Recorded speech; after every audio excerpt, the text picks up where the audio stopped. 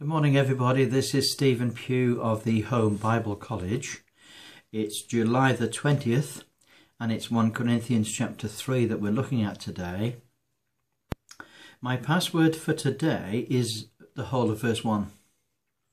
And I, brethren, Paul says, I, brethren, could not speak unto you as unto spiritual, but as unto carnal, even as unto babes in Christ.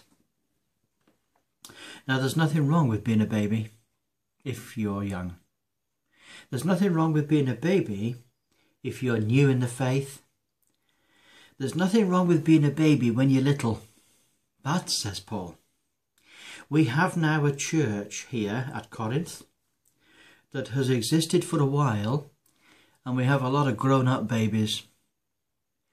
And there's a lot of bickering. You see, the immaturity of the Christians at Corinth was made evident by childishness. One was saying, oh, I belong to Paul. One says, oh, I belong to Peter. And one says, oh, well, I don't belong. I belong to Jesus. There you are, you see. And this was just childishness.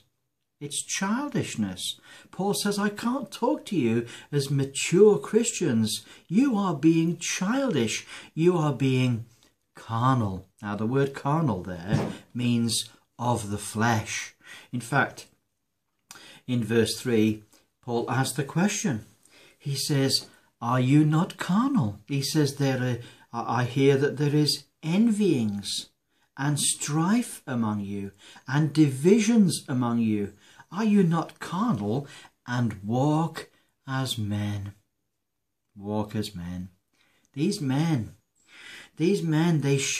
Christians, they should be mature. They should have got beyond childishness. They should have got beyond party spirit. You know, they should have got beyond all that. They should have matured in the Lord.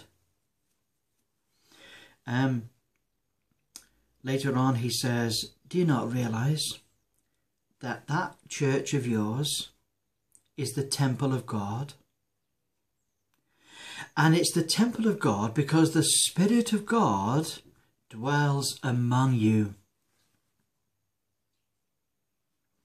Now, if that's the temple of God, be very careful.